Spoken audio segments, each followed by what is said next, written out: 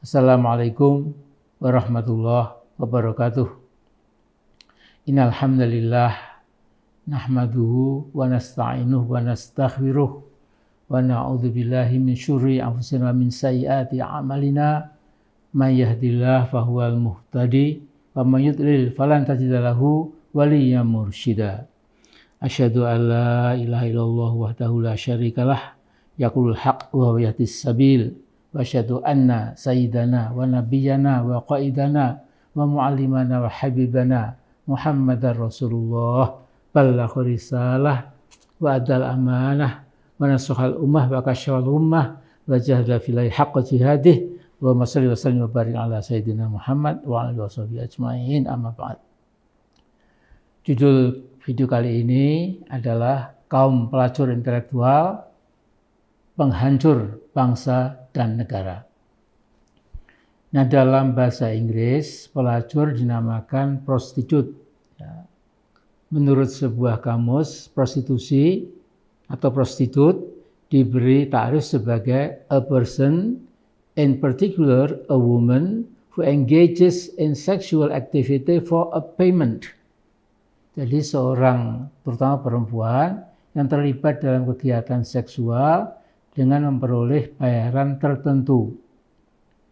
Bila laki-laki yang melakukan perbuatan haram itu disebut sebagai male prostitute atau hustler, ada yang mengatakan gigolo dan entah apa lagi.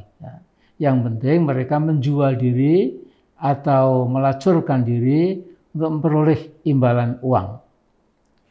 Nah, intellectual prostitute adalah menurut sebuah kamus someone who has outstanding qualities of mind, but unfortunately these qualities are for sale and often used for illegitimate purposes.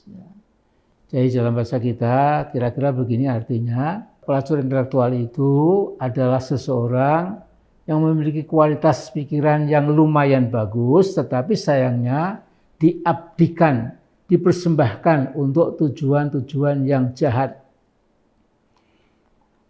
Nah, kalau mendengar definisi ini, langsung kita segera ingat para buzzer politik yang mendapat bayaran dari rezim penguasa untuk membela apa saja yang dilakukan oleh rezim untuk membangun image atau citra supaya rezim jangan sampai hancur citranya. Nah, para buzzer ini juga bertugas menghantam seringkali dengan logika yang dipaksakan bahwa pemikiran kaum oposan terhadap rezim itu keliru dan seterusnya. Dan tentu digunakan cara-cara khas mereka, yaitu distorsi informasi, misinformasi, dan disinformasi, atau juga sering dikatakan sebagai misleading information, penyesatan informasi. Nah, sebelum bicara tentang negara kita sendiri, kita lihat bagaimana para buzzer bayaran dan yang dinamakan influencers berperan di negara maju seperti Amerika Serikat. Jadi influencer itu para pemberi pengaruh, pembuat pengaruh yang mempengaruhi pikiran rakyat. Nah, di sana di Amerika itu menjelang pilpres, baik Partai Republik maupun Partai Demokrat membiayai para influencers untuk memuji-muji kehebatan partai yang membiayainya dan menyerang kelemahan partai lawannya. Nah, pertarungan para buzzer dan influencers bayaran seringkali terlalu tajam dengan menggunakan istilah-istilah yang kotor dan kelewatan. Tapi Pak Obama termasuk yang sangat percaya diri dengan track record yang dimilikinya, sehingga merasa tidak terlalu penting untuk memperbanyak barisan buzzers dan influencers yang diperlukan. Itu hebatnya Pak Obama.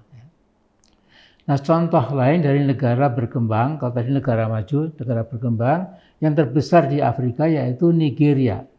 Negara yang kaya sumber daya alam ini, Nigeria, kebanyakan rakyatnya hidup dalam lautan kemiskinan, dan negara ini juga mengeluarkan biaya besar-besaran untuk menyewa sebanyak mungkin buzzers dan influencers.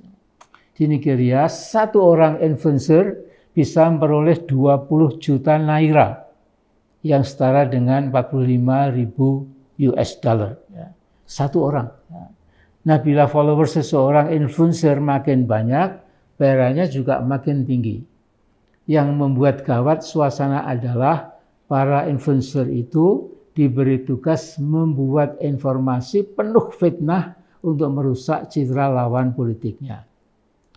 Nah, bagaimana Indonesia kita? Indonesia kita bagaimana? Negara kita sendiri.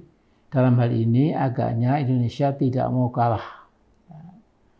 Jadi ICW, Indonesia Corruption Watch, menyatakan berdasarkan data yang terhimpun, rezim Jokowi mengeluarkan sejak 2017 uang sebanyak 94,4 miliar untuk para influencers yang telah melacurkan diri pada rezim Jokowi.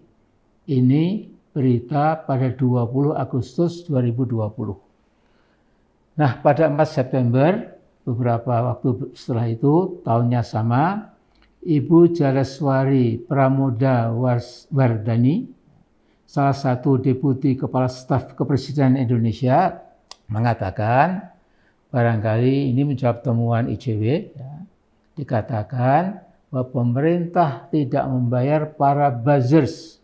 Pemerintah hanya membayar para influencers di sosial media dan seterusnya. Nah, bahwa para buzzers tidak didanai agaknya sulit dipercaya. Dalam ungkapan sehari-hari kita hanya mengatakan, masa, ya kita nggak percaya. Nah, kita memang membaca dan mendengar bahwa siapapun yang berani mengkritik rezim tentu segera diberondong dengan berbagai tuduhan berdasarkan halusinasi. Misalnya kita lihat Pak Said Didu, ya, ini manusia merdeka. Ya. Begitu Pak Said Didu melemparkan koreksi ke rezim, langsung barisan pelacur intelektual, pembela istana, mengumbar umpatan dan sumpah serapah pada Pak Said Didu. Ya. Untungnya Pak Didu tidak langsung ciut, namun makin semangat. Nah, berita 90,4 miliar yang digelontorkan rezim untuk para pelacur intelektual itu mungkin hanya puncak gunung es saja. Nah, semoga para pelacur intelektual itu tidak lagi disewa oleh pemerintah baru yang akan menggantikan Pak Jokowi nanti, insya Allah pada Oktober 2024 nanti. Mereka toh bisa mendapatkan pekerjaan yang lebih mulia, insya Allah. Jadi begitu dulu. Amin ya mujibas sa'ilin. Assalamualaikum warahmatullahi wabarakatuh.